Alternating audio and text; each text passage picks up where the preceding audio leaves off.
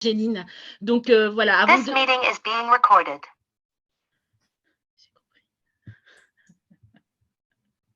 Hop, on a bien reçu le message, Alexis. Donc voilà, juste comme le précisait Angéline, hein, on est sur un format qui est assez court d'1 heure. Donc pour ne pas vous faire attendre très longtemps, quelques petits mots sur le choix du thème et de l'éveil à la lecture qu'on souhaitait aborder à travers ces 3 mini-conférences.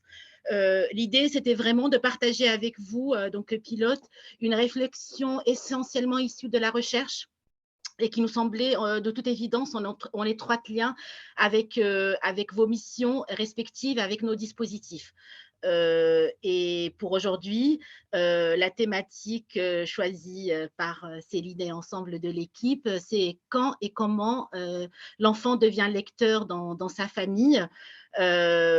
Encore 2 petits mots pour vous dire que vraiment on est parti d'un questionnement qui n'est pas naturel dans le choix de cette thématique, parce qu'habituellement on associe automatiquement la lecture à l'école et non pas la famille.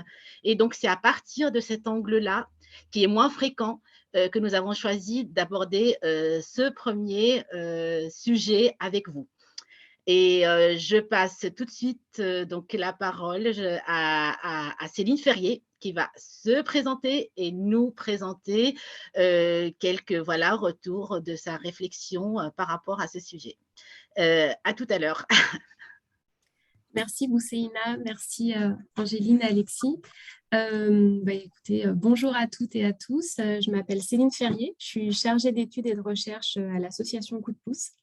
Je mène plus particulièrement un projet de recherche entre l'Université Grenoble-Alpes et l'association. Et mon domaine de recherche, mon laboratoire est un laboratoire en sciences du langage et mon domaine de recherche, c'est les dynamiques familiales et parentales autour de la lecture et de l'écriture. Donc, pleinement le sujet qu'on va aborder aujourd'hui et dans les 2 autres rendez-vous. Voilà. Dans le cadre de ma recherche, j'ai eu la possibilité l'année dernière de vivre une année coup de pouce auprès d'un groupe d'enfants et de parents en tant qu'animatrice d'un club clé. Donc, voilà, c'est cette expérience de terrain aussi qui m'a permis de développer le projet de recherche et qui me donne aujourd'hui la possibilité de faire un lien entre la recherche et le terrain coup de pouce. Voilà pour ma présentation. Donc, quand et comment l'enfant devient lecteur dans sa famille? Alors, on va d'abord s'arrêter sur cette première partie de la question. Quand devient-on lecteur? Alors, je voudrais partager avec vous une première idée qui est assez centrale dans ce qu'on va échanger aujourd'hui, qui est qu'on devient lecteur bien avant de savoir lire. En fait, l'appropriation de la lecture est une appropriation qui n'est pas seulement scolaire, mais qui est une appropriation culturelle. Et donc, c'est bien avant la scolarisation pour certains enfants et également en dehors de la scolarisation qu'on devient lecteur. Donc là, dans ce premier schéma que vous avez à l'écran, vous pouvez voir en fait que c'est dès la naissance que l'enfant est exposé à la langue écrite, parce qu'en fait, notre société est une société de l'écrit. L'enfant va avoir autour de lui des modèles et des pratiques de lecture et d'écriture auxquels il est exposé, qu'il ne comprend pas forcément, mais qu'il voit, qu'il perçoit. Donc, l'école, finalement, est un temps assez réduit pour lui sur son rapport à l'écrit par rapport à l'importance que va avoir l'ensemble de la société et entre autres sa famille sur son rapport à l'écrit. Dans la toute petite enfance, donc avant même la scolarisation, entre 0 et 3 ans, on le sait aujourd'hui, c'est très, très important de beaucoup parler à un enfant, de développer son langage oral, donc d'avoir beaucoup d'interactions langagières avec lui. Mais certains enfants ont la chance d'être également exposés à l'écrit, c'est-à-dire à la langue écrite. On peut s'imaginer que ces enfants-là, dans la petite enfance, ils vont devenir, en quelque sorte, c'est une image que j'aime bien partager avec les parents quand je les rencontre, ils vont pouvoir devenir en quelque sorte bilingues, c'est-à-dire qu'ils vont avoir à la fois la maîtrise du langage oral, parce qu'il y a des parents et des adultes autour d'eux qui leur parlent, mais ils vont également maîtriser la langue de l'écrit, alors même qu'ils ne savent pas lire et écrire, ils vont apprendre à connaître cette langue. Alors, pour vous donner un exemple très concret, un enfant, au quotidien, quand on lui parle, vous et moi, on utilise très, très peu de mots pour lui parler. On a un langage qui est relativement pauvre au quotidien et on a un langage qui est surtout factuel. On lui parle, voilà, de ce qu'il va vivre là, dans la minute. On va passer à table, demain on ira à l'école, etc. Mais finalement, c'est un langage qui est beaucoup moins riche que ce qu'on peut trouver dans les textes et dans les histoires. Quel enfant dans son quotidien pourrait être exposé, par exemple, à une expression comme à l'orée du bois? Aucune raison que ses parents lui disent à l'orée du bois dans le quotidien, ou même l'heure venue. Les parents ne vont pas dire l'heure venue, nous irons au bain. Ce n'est pas une façon de parler que nous utilisons au quotidien. Et les enfants qui ont la chance d'être exposés à des textes et à des histoires, c'est une deuxième langue en fait qu'ils vont découvrir et maîtriser au fur et à mesure du temps. Et donc, quand ils vont rentrer à l'école, bien finalement, ils seront en quelque sorte bilingues. Ils auront à la fois une première maîtrise du langage oral qu'ils auront développé dans leur famille, mais ils auront déjà une connaissance de toute la langue des textes et des récits. Et l'école est inconsciemment en attente finalement d'enfants qui ont déjà cette maîtrise et cette connaissance de la culture et de la culture des livres, tout simplement, et qui ont déjà des habitudes de lecture. Voilà. Donc, à 3 ans, entre 3 et 6 ans, c'est-à-dire l'âge de l'école maternelle, là encore, la famille va être un milieu extrêmement influent qui va, aux côtés de l'école, préparer l'enfant à devenir lecteur et à développer pour lui tout un ensemble de pratiques qui vont lui permettre d'être plus que prêt pour apprendre la lecture, mais également d'avoir une véritable appropriation culturelle de la lecture. Donc, on devient lecteur bien avant d'apprendre à lire. On devient lecteur par un ensemble d'appropriations culturelles qui se jouent particulièrement dans la famille et dont l'école, en fait, va avoir besoin, que l'école va utiliser pour développer cette appropriation, mais surtout en faire une appropriation scolaire et technique tout au long des apprentissages et particulièrement, évidemment, à l'entrée au CP au moment de l'apprentissage technique de la lecture. Voilà. Donc ensuite, on peut se poser la question de comment on devient lecteur dans sa famille. Voilà. Et là, il y a des choses que vous connaissez tous, mais que finalement, on connaît de manière un peu inconsciente. Il va y avoir 3 domaines principaux dans lesquels la famille va influencer la construction de l'identité de lecteur de l'enfant. La famille va influencer particulièrement cette construction par des pratiques. Et la pratique la plus connue, la plus influente, ça va être la pratique de lecture d'histoire avec les enfants. Voilà. Donc, le fait de lire une histoire à un enfant, ce qu'on peut également appeler la lecture partagée, le fait de passer un temps autour des livres avec son enfant, aussi bien dans la petite enfance que durant l'enfance, est une pratique majeure. Elle permet en fait d'oraliser des textes écrits auprès d'un enfant qui est un apprenti lecteur. Donc, c'est une pratique centrale et essentielle dont on va d'ailleurs reparler ce matin. Il y a également un ensemble de modèles auxquels va être exposé l'enfant, c'est-à-dire tout simplement des frères, des sœurs, des parents qui ont eux-mêmes des pratiques de lecture. Ça va être très puissant pour l'enfant puisque ce sont ces modèles d'identification qui vont lui permettre de s'approprier cette pratique culturelle qui est la pratique de la lecture. Donc, ça peut être des choses toutes simples, mais un enfant qui voit tous les mercredis matins son grand frère se précipiter sur la boîte aux lettres pour aller chercher son abonnement à une revue enfantine, eh bien, il a un modèle de lecteur au travers de ça. C'est également un ensemble de discours qui sont portés sur la lecture et l'écriture dans la famille. Donc, ça peut être des discours négatifs comme positifs. Ça peut être une grand-mère qui a toujours dit à son petit-fils ou à sa petite-fille qu'elle-même avait eu une grand-mère qui lui avait lu des histoires et que c'était un souvenir indélébile pour elle. Eh bien, ça, en fait, ces discours portés autour de la lecture et de l'écriture, ils sont extrêmement puissants. Ils permettent à l'enfant de comprendre que la lecture est une pratique à la fois culturelle et familiale, mais surtout qu'il ne s'agit pas seulement d'une pratique scolaire, que c'est une pratique pour laquelle l'école a un rôle, mais que bien au-delà de l'école, ils entrent dans une communauté de lecteurs. Voilà. Donc, il y a évidemment la question aussi de l'accès aux livres, d'avoir des supports pour les enfants, c'est essentiel. Et bien au-delà de l'école, ils ont besoin de fréquenter des livres. Il y a également la question des lieux de lecture, on en parlera tout à l'heure, c'est-à-dire par exemple les bibliothèques. Et puis toute la ritualisation, le fait de ritualiser la lecture.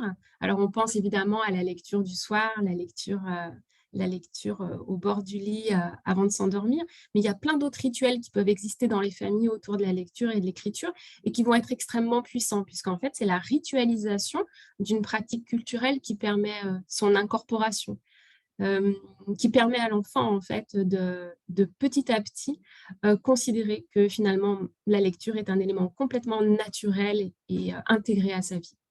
Voilà. Donc, l'enfant devient un lecteur par vraiment devient puissamment lecteur, autant par les pratiques, les modèles et les discours. Une famille où il y aurait peu de pratiques de lecture partagées, mais où il y a des modèles et des discours puissants autour de la lecture, autour des pratiques de lecture, ça peut tout à fait permettre à l'enfant de se construire en tant que lecteur. Voilà. Donc, du côté de la recherche, ce que je peux partager avec vous aujourd'hui, c'est la notion de littératie. Vous en avez peut-être entendu parler, c'est un terme qu'on commence à entendre un petit peu en France, qui est un terme issu de la recherche anglo-saxonne. Il a beaucoup d'intérêt parce qu'il permet de comprendre que lecture, écriture et oralité forment un tout, sont complémentaires, et qu'en fait, c'est notre rapport global à nos compétences langagières qui est en jeu, aussi bien notre compétence à communiquer par l'écrit que par l'oral, et que c'est cet ensemble-là qui constitue notre rapport à l'écrit. Pour certains chercheurs, on peut même associer, vous n'avez pas ça dans ce schéma, mais c'est quelque chose qui est en cours dans la recherche actuelle, on peut considérer qu'on pourrait rajouter un troisième cercle qui est également le numérique, notre rapport à la communication numérique, qui est un quatrième élément qu'on voit émerger de plus en plus dans la recherche. Et donc, la littératie, après, elle se décline dans plein de domaines. Moi, par exemple, mon domaine de recherche, c'est la littératie familiale, c'est-à-dire ce qui se joue au sein de la famille dans le rapport à l'écrit de l'enfant. Et donc là, on comprend très bien que les échanges entre parents et enfants, les échanges, l'oralité et les échanges langagiers au quotidien constituent la base aussi de son rapport à la lecture et à l'écriture dans le concept même de littératie familiale. Donc, la littératie familiale, elle a émergé dans les années 80. Elle a permis de montrer qu'il y avait surtout des pratiques inconscientes du côté des parents. Les parents n'ont pas forcément des pratiques avec leur enfant autour de la lecture et de l'écriture qui ont vocation à le préparer à sa scolarité, mais elles vont pour autant être particulièrement intéressantes pour l'enfant, pour lui permettre en fait de développer ensuite toutes ses compétences scolaires. Donc, la littératie familiale est devenue un domaine d'intervention. Voilà. Et c'est ce domaine de recherche qui a donné lieu à des programmes d'intervention. Donc, dans de nombreux pays, c'est encore peu développé en France, mais dans de nombreux pays, on considère qu'accompagner un enfant apprenti lecteur, c'est avant tout et en même temps accompagner ses parents et son environnement familial. Donc ça, c'est vraiment une notion qui est nouvelle. C'est de se dire que finalement, la meilleure manière d'accompagner un enfant dans son entrée dans la lecture, au-delà évidemment de la scolarité, c'est d'accompagner ses parents pour leur permettre de comprendre qu'ils ont un rôle essentiel à jouer et que leur rôle ne va pas être du tout d'apprendre à lire à leur enfant. On ne parle pas du tout ici d'instruction en famille. Non, non, l'école apprend à lire, mais les parents apprennent aux enfants à aimer lire. Et ces deux éléments-là sont essentiels pour l'enfant. Apprendre à lire, c'est essentiel, bien sûr, mais apprendre à aimer lire, c'est une incorporation, c'est une acculturation. Les termes scientifiques exacts, c'est une acculturation. Et c'est les parents véritablement qui ont le plus d'influence dans ce domaine-là, dans la transmission de l'amour de la lecture. Donc là, je vous ai mis à l'écran quelques exemples de programmes qui peuvent exister à l'étranger. On a des programmes qui sont particulièrement axés sur le développement des pratiques de lecture d'histoire entre parents et enfants. Peut-être qu'en tant que pilote, vous avez déjà entendu parler en France d'un dispositif, par exemple, comme Première Page, qui est un dispositif qui, en France, existe dans certains départements et qui offre à chaque parent et enfant qui vient de naître un livre. Offrir un livre à un bébé qui vient de naître est loin d'être une évidence, mais en tout cas, c'est un signal fort qui est envoyé aux parents sur le rôle qu'ils vont avoir à jouer dans le rapport à la lecture de leur enfant. Donc, les départements qui se sont engagés, par exemple, dans ce genre de démarche, ont véritablement une démarche de littératie familiale, même si aujourd'hui, ce n'est pas forcément sous ce nom-là qu'ils communiquent. Ce sont des programmes de littératie familiale. Voilà pour la littératie familiale. Donc, sur la diapo suivante, Alexis, si tu peux changer, ce qu'on vous propose là pour partager avec vous quelques éléments de données statistiques et de données de recherche, c'est de répondre à un petit quiz sur justement les pratiques familiales autour de la lecture et de l'écriture. Donc, vous allez avoir la possibilité de répondre via une petite fenêtre qui va apparaître pour donner votre réponse. Donc, la première question qu'on voulait partager avec vous aujourd'hui, si tu peux la faire apparaître.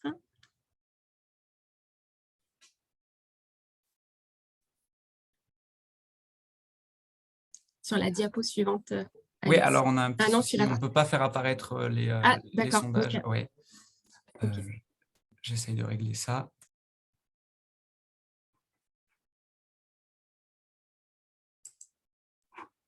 Alors, est-ce qu'on peut les poser du coup à l'oral, les aléas? Oui, alors la première question, c'était d'après vous, combien de parents en France déclarent accompagner régulièrement leur enfant à la bibliothèque? Donc, 18% des parents pour la première réponse proposée, 38% des parents pour la deuxième réponse et 48% des parents pour la troisième réponse. Voilà. Donc, quelle est la part des parents qui déclarent accompagner régulièrement leur enfant à la bibliothèque en France? Tout milieu confondu. Voilà.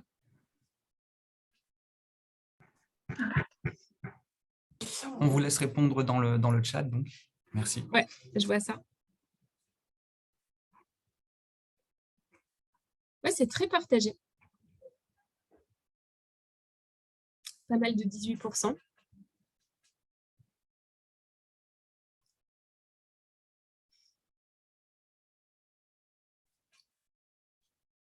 Je laisse les derniers participants répondre. Donc, en France, sur le déclaratif des parents, tout milieu confondu, on est sur 38% des parents qui déclarent emmener leur enfant régulièrement à la bibliothèque.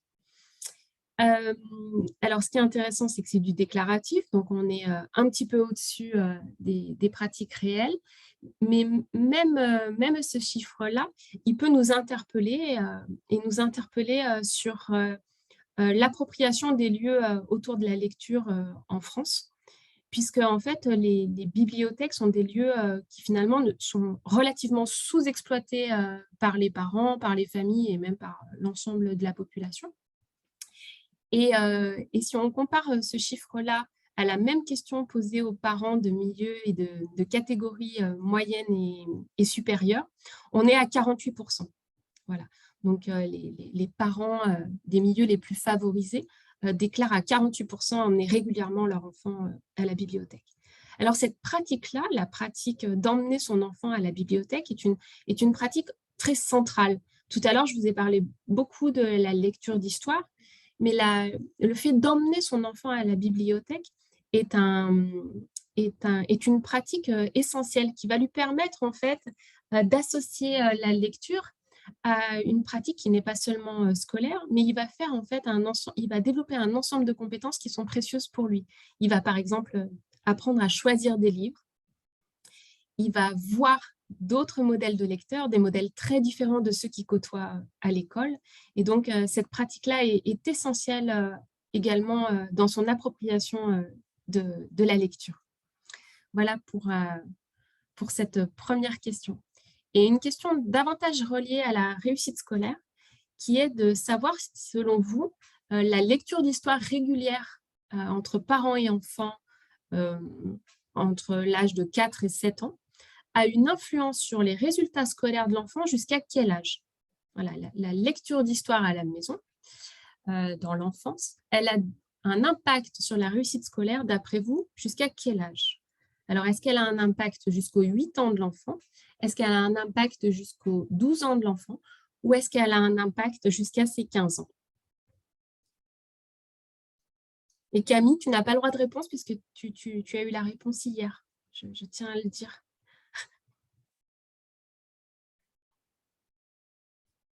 15 ans, 12 ans.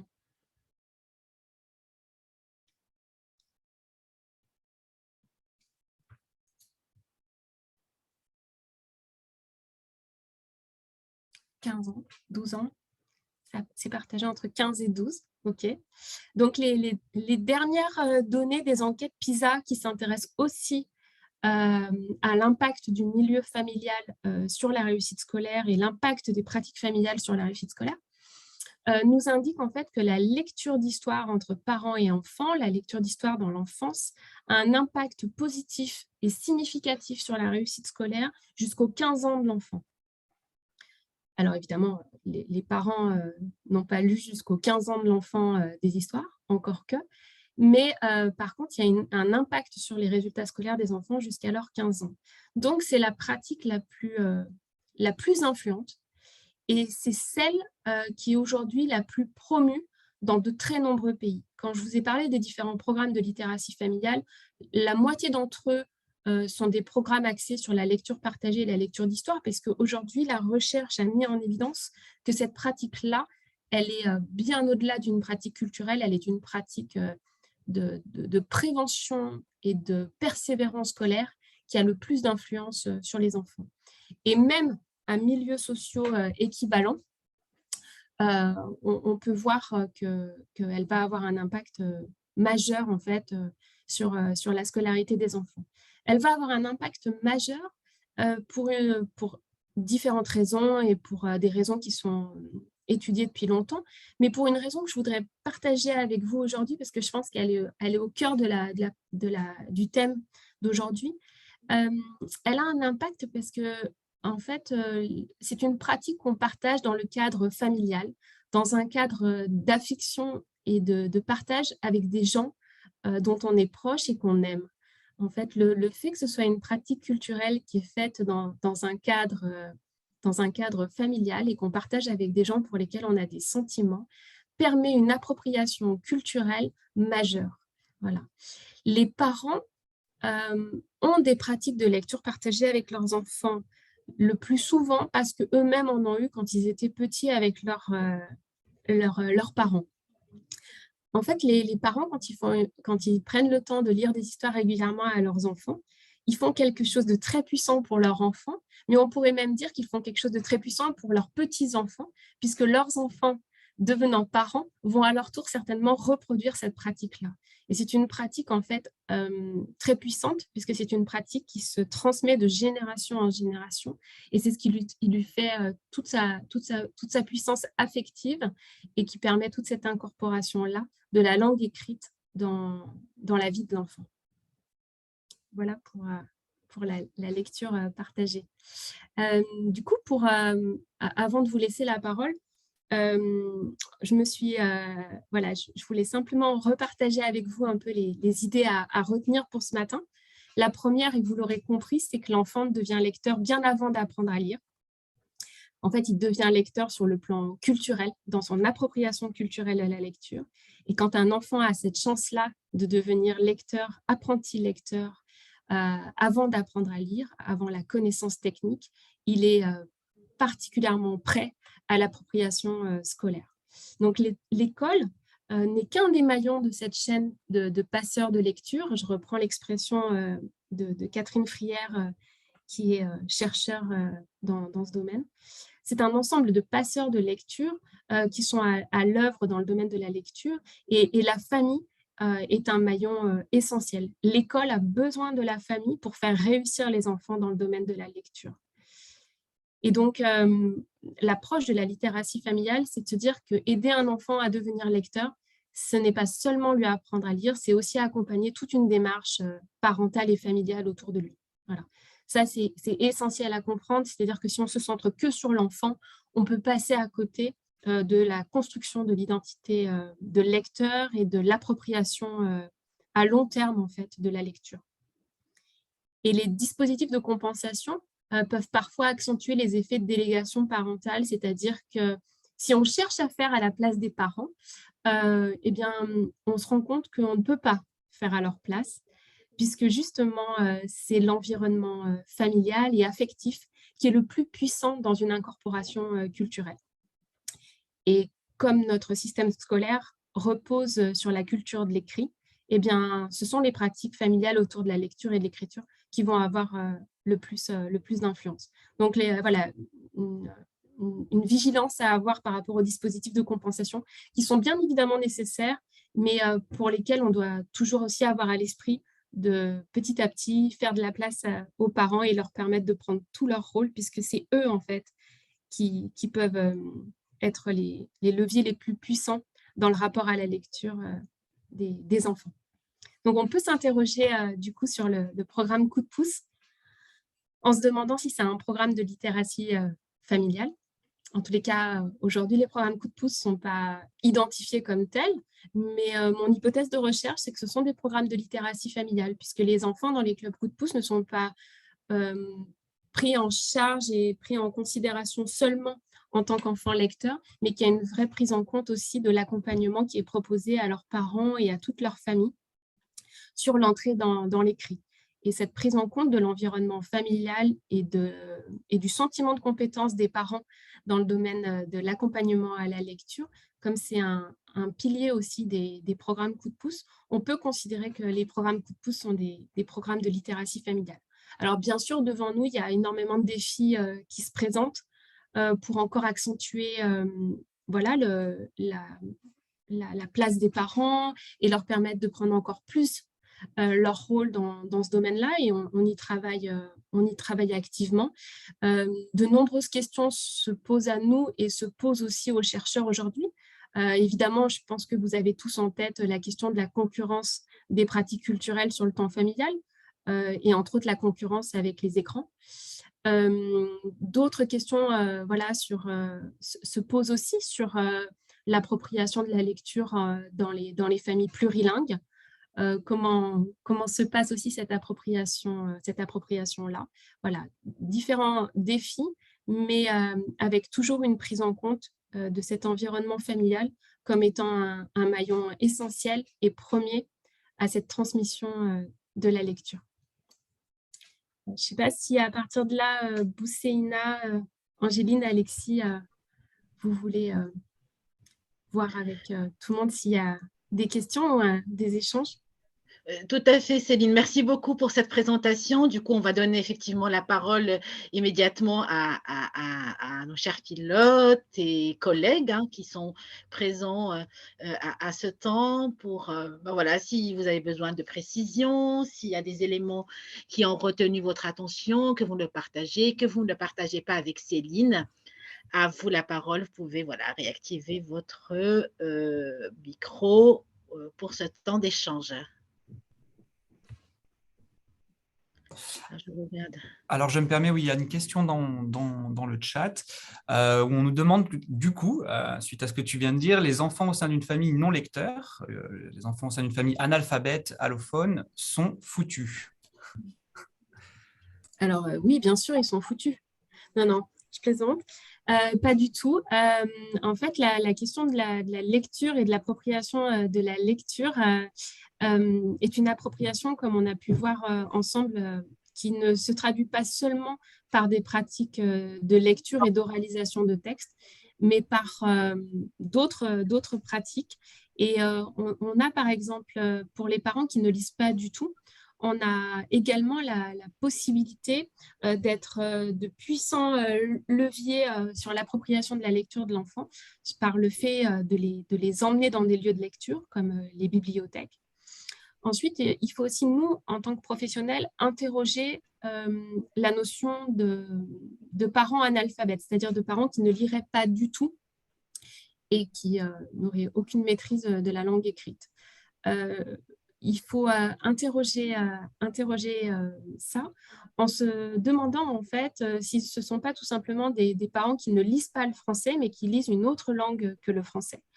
Il est très intéressant de s'apercevoir que dans beaucoup de familles où une autre langue que le français est parlée à la maison, les pratiques, et entre autres les pratiques comme la lecture d'histoire, peuvent être abandonnées par les parents parce qu'ils pensent ils pensent que leur langue familiale peut être un handicap scolaire pour leur enfant. Donc, ils ne vont pas forcément développer des pratiques autour de la lecture d'histoire dans une autre langue que le français, en pensant que ça peut être néfaste à leur enfant, qui lui-même est en train d'apprendre à lire et à écrire. Alors, c'est quelque chose sur lequel nous, on peut tout à fait intervenir en tant que professionnels pour maintenir en fait les pratiques autour de la lecture et de l'écriture dans toutes les langues, puisqu'en fait, toutes les pratiques dont je viens de parler, elles sont toutes aussi puissantes, quelle que soit la langue. Un enfant qui est en train d'apprendre à lire et à écrire a autant de bénéfices à entendre une histoire dans une autre langue que le français que d'entendre des histoires en français. En fait, c'est son rapport à l'écrit qui est en train d'être travaillé quand il entend des histoires, et c'est son rapport au texte et au récit qui est en train de se développer. Et ça fonctionne dans toutes les langues. Donc, il s'agit vraiment de rassurer les parents qui ne parlent pas le français, de pouvoir lire des histoires dans une autre langue.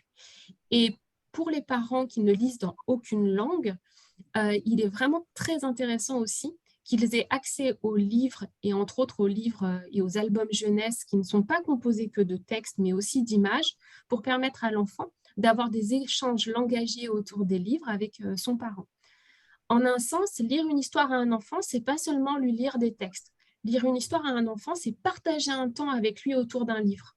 Alors évidemment, nous, spontanément, on pense au fait de lire un texte, mais c'est aussi très puissant de regarder un livre avec un enfant et de parler des images avec lui ou de parler voilà, du livre en lui-même. C'est extrêmement intéressant. Donc, il y a des programmes qui accompagnent les parents également sur cette dimension-là, sur toutes les pratiques qu'on peut avoir qui ne sont pas des pratiques d'oralisation des textes.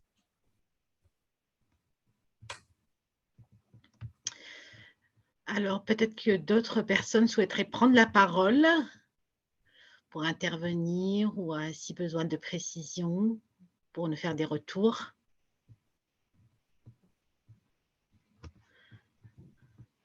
Alors, j'ai un nouveau message. Je vois dans le chat quelqu'un qui dit qu'il y a des lectures d'images tout aussi riches, effectivement. Et ce qui peut être intéressant aussi, c'est d'amener les parents qui sont les plus éloignés de la lecture et des pratiques autour des lectures d'albums jeunesse, d'avoir une meilleure connaissance en fait de la littérature jeunesse. Parce qu'en fait, la littérature jeunesse, elle est composée d'albums d'histoire, mais elle est composée aussi de très nombreux albums qui sont des albums jeux. Des albums d'observation, on pense à tous les albums Cherche et Trouve, à tous les imagiers. Ce sont des albums qui permettent des pratiques de lecture partagée entre parents et enfants qui sont particulièrement riches. Les imagiers et les livres-jeux sont des albums qui fonctionnent très très bien dans ce genre de situation.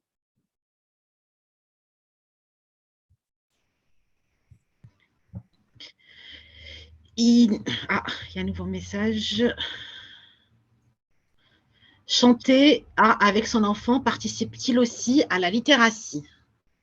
Alors oui, c'est une pratique majeure de littératie, puisqu'en fait, quand on chante avec son enfant des chansons, des comptines, on fait quelque chose dont on n'a pas forcément conscience, mais c'est qu'on raconte une histoire en chanson.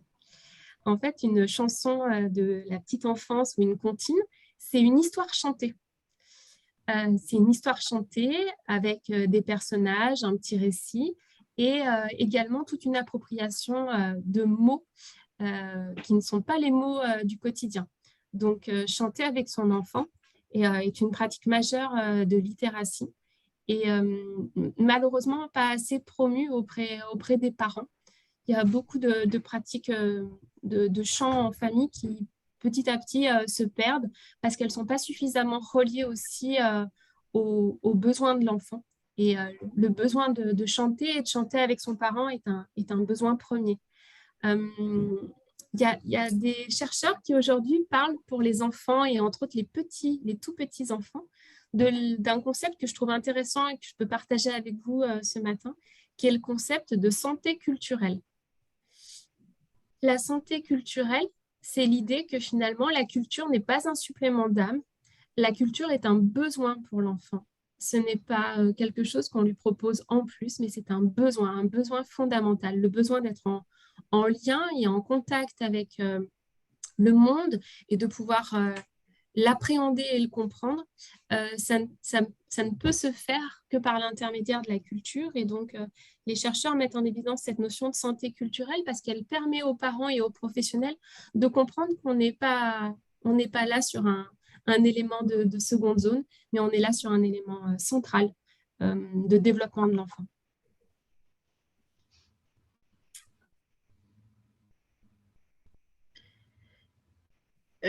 Guillaume Bach réagissait tout à l'heure au quiz en disant que 18-38%, ça restait peu. À partir de cette réaction, est-ce que Céline, toi aussi, tu as quelques hypothèses de travail pour améliorer justement ce travail de terrain auprès des parents? Je suis d'accord avec vous, c'est peu.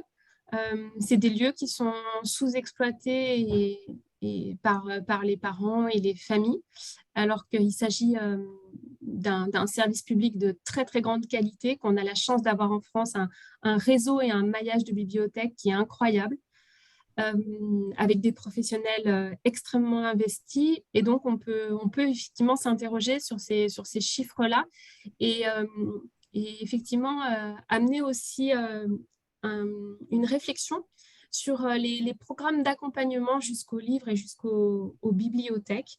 Il y a énormément de programmes en France qui font la promotion de la lecture, mais accompagner concrètement des parents très éloignés de la lecture jusqu'en bibliothèque, c'est une démarche essentielle. En fait, il y a effectivement les bibliobus qui font ce travail de très grande qualité sur les territoires. Il faut s'imaginer en fait qu'aller en bibliothèque est une démarche extrêmement codée sur le plan culturel. Il y a énormément d'implicites dans toutes les approches et toutes les pratiques culturelles, mais la pratique de la bibliothèque est une pratique bien particulière pour laquelle il y a énormément de codes implicites. Et donc, on rencontre par exemple beaucoup de parents qui n'emmènent pas leurs enfants petits ou tout petits à la bibliothèque parce que la bibliothèque est un lieu qui est considéré comme un lieu où les enfants n'ont pas toute leur place puisqu'on doit être calme, très sage et qu'on ne doit pas faire de bruit dans une bibliothèque selon eux. Donc, il y a encore énormément de choses à déconstruire pour que les parents se sentent complètement à leur place avec leurs enfants dans les bibliothèques.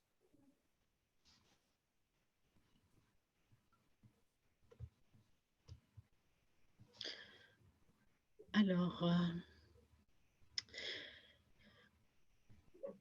Océane pose la question, existe-t-il des lieux, ateliers qui permettent aux enfants de s'approprier la lecture différemment, comme les ateliers de marionnettes, de création d'histoires par exemple?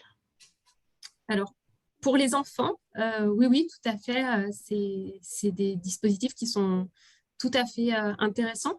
En fait, en France, on a beaucoup de programmes qui vont être à l'intention directe des enfants, mais peu de programmes, par contre, qui vont permettre aux parents de prendre toute leur place.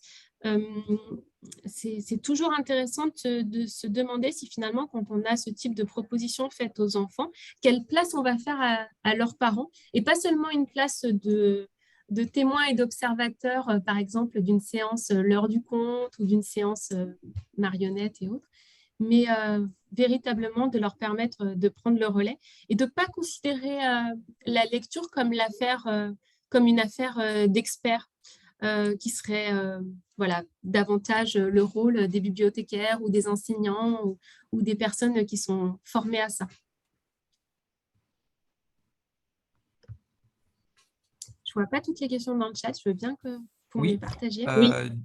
Vas-y, Bousséina, pardon. Vas-y, Alexis. Non, c'est Isabelle qui posait aussi la question concernant la poésie, qui est également un moment de partage avant. C'était également un moment de partage avec les parents. Est-ce toujours le cas? Alors, je ne sais pas à quoi elle fait référence, Isabelle. J'ai pas dû comprendre sa question. Avant, la poésie était également un moment de partage avec les parents. Est-ce toujours le cas? Je ne vois pas je ne vois pas ce dont elle parle en fait. Peut-être qu'Isabelle elle pourrait nous apporter quelques précisions oralement.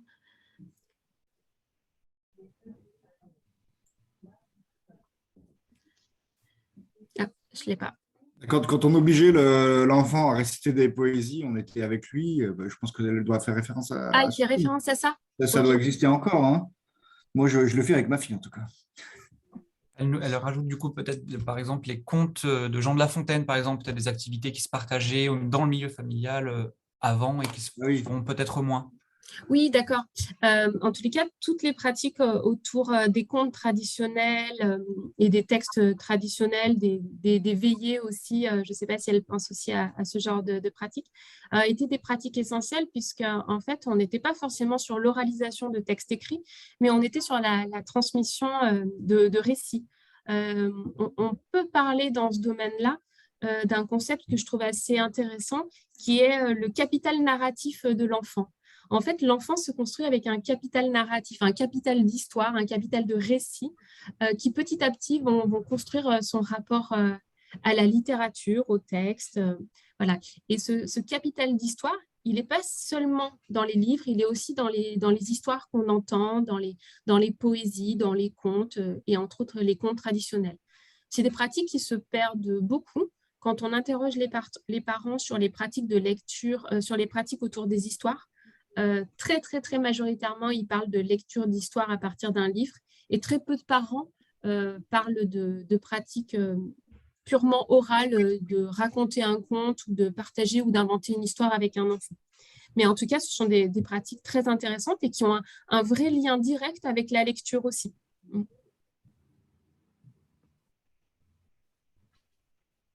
Oui, effectivement, les contes, je vois dans le chat aussi, donc elle précise les contes de Jean de La Fontaine, effectivement avec l'appropriation et la transmission intergénérationnelle, bien sûr. J'ai vu passer aussi des questions et des remarques par rapport aux bibliobus.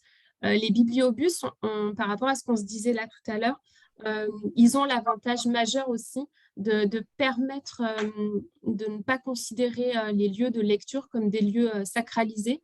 Dans les bibliobus, il y a une pratique qui est beaucoup moins codifiée que dans les bibliothèques. Et donc, il y a un intérêt majeur à développer aussi les bibliobus sur des quartiers beaucoup plus étendus pour permettre des pratiques beaucoup plus simples et de proximité directe pour permettre à des parents et des enfants d'emprunter.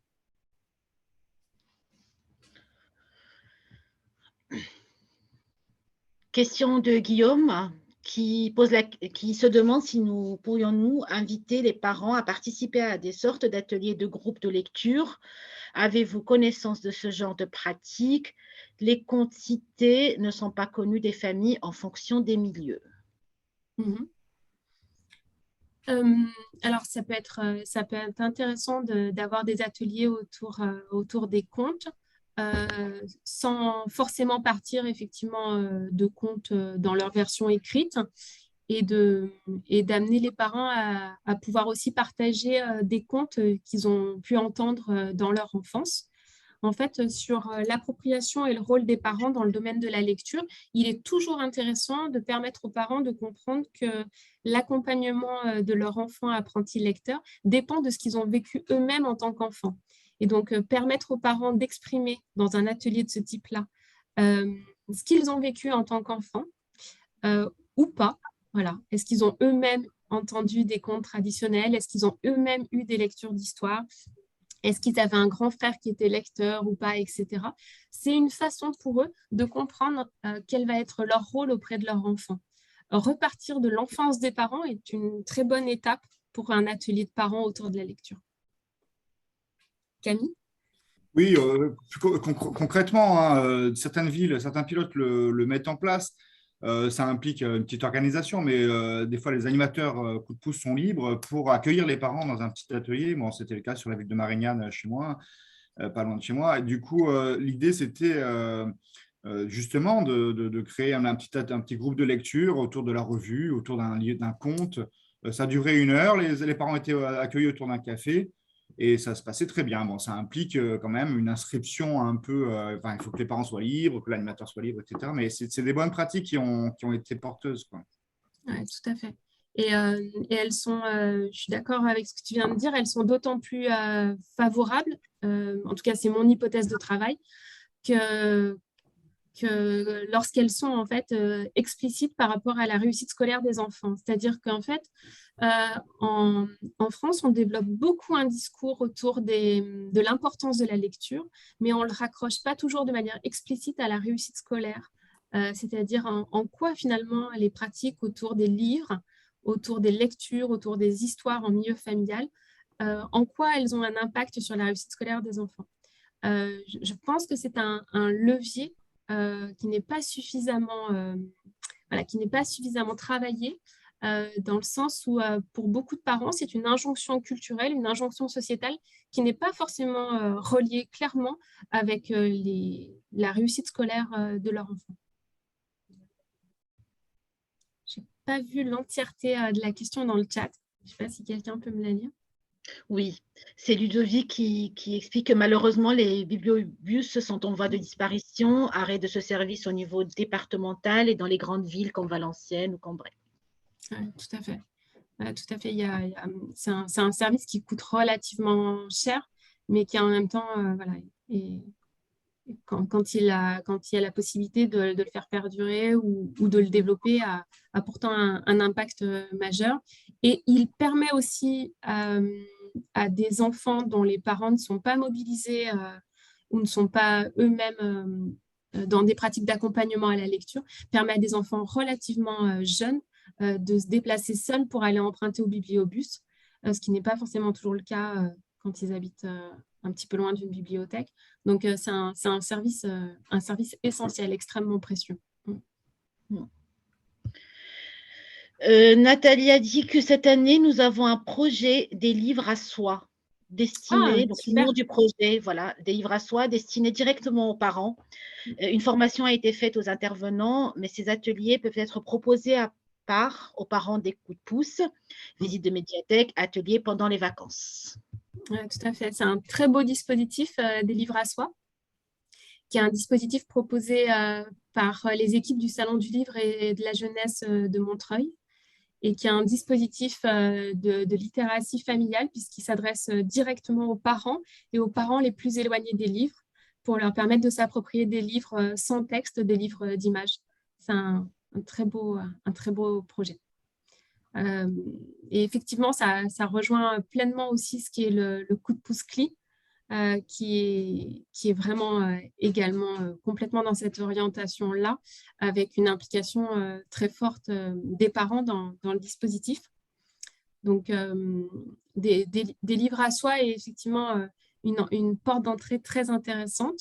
Mais après, voilà, il y a différents dispositifs qui peuvent permettre d'impliquer les parents autour de la découverte des albums et de la lecture. Avec à chaque fois, pour le coup de pouce CLI comme pour des livres à soi, l'idée qu'en fait, pour entrer dans la lecture avec son enfant, il faut aussi qu'on ait eu la possibilité d'avoir une compréhension de ce qu'est la littérature jeunesse et de l'offre de littérature jeunesse qui est existante en France. Et comme pour les bibliothèques, on a une offre de littérature jeunesse qui est complètement foisonnante en France. On a énormément de chance, mais pour des parents très éloignés de la lecture, elle est même trop impressionnante. C'est-à-dire qu'il y a trop de choses et souvent ils nous disent comment faire un choix, comment savoir ce qui pourrait correspondre à mon enfant, tellement il y a de livres de littérature jeunesse. Et effectivement, il ne suffit pas d'avoir une littérature aussi riche pour permettre à des parents de se l'approprier. Il faut vraiment de la médiation pour permettre de s'y repérer. Et même pour des parents très grands lecteurs et très à l'aise dans la littérature jeunesse, ils disent eux-mêmes en fait que la diversité est telle que parfois ils s'y perdent.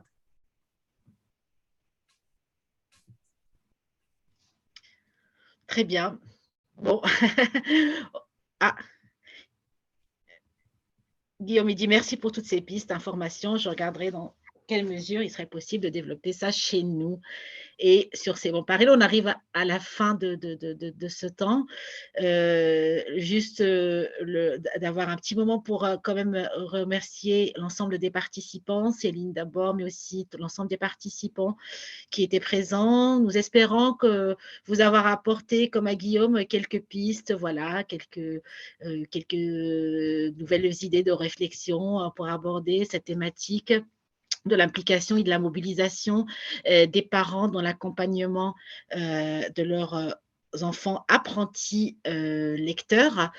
Et on vous donne, donc toute l'équipe vous donne rendez-vous, Alexis, Angéline, Céline.